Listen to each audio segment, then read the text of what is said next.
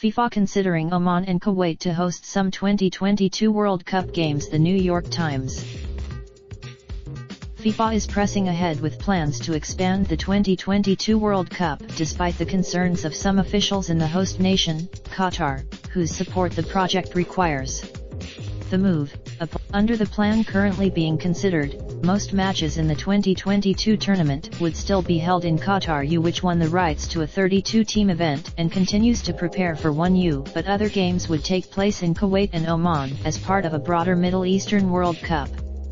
Infantino, elected FIFA president in 2016 and seeking re-election to a 4-year term in June, has been among the biggest proponents of an expanded World Cup that, through increased places for FIFA's member associations and increased sponsorship revenues, could prove popular among countries that rarely get to compete in the tournament.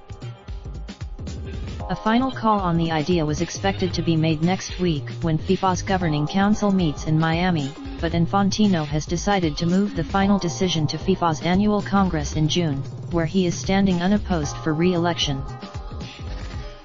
Should Qatar agree to the change, its consent is required, and should logistical challenges be overcome, Infantino would most likely seek the approval of FIFA's 211 member federations, a grouping long known for rubber-stamping policies favored by the president. He had said previously, FIFA and Qatar's World Cup organizers did not comment on the matter. Privately though, some senior members of the organizing committee who have been working on the event since Qatar controversially secured it a decade ago are opposed to sharing the competition and frustrated that it may yet happen.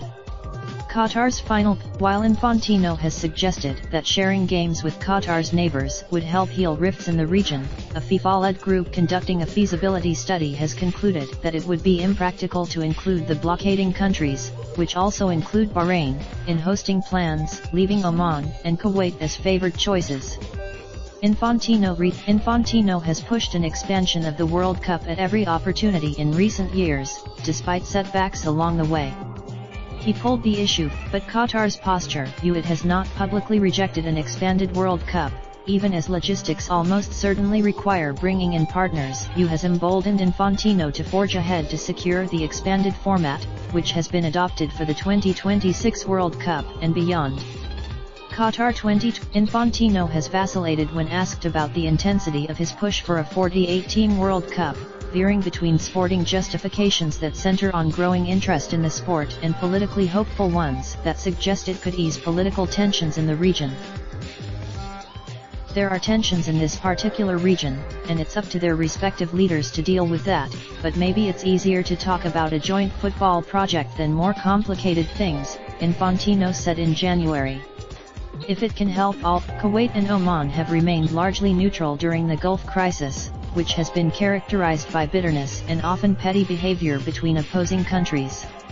That enmity was. The travel restrictions are also a concern for World Cup organizers, who had banked on thousands of supporters traveling to the event from Saudi Arabia and the UAE. There are several logistical hurdles to clear for an expanded tournament. FIFA officials have potential hurdles include a ban on serving alcohol in Kuwait as well as the provision of training venues and airports. Separately, FIFA will have to work out how to add 16 more games into a schedule that has been reduced to 29 days to appease European soccer leagues left furious by moving the tournament from its traditional June-July calendar to November-December because of the ferocious summer temperatures in the Gulf. Raindrop, drop top smoking, no cooking the hot pot. Fucking on your bitch, yeah, that. Looking up, open the park pot.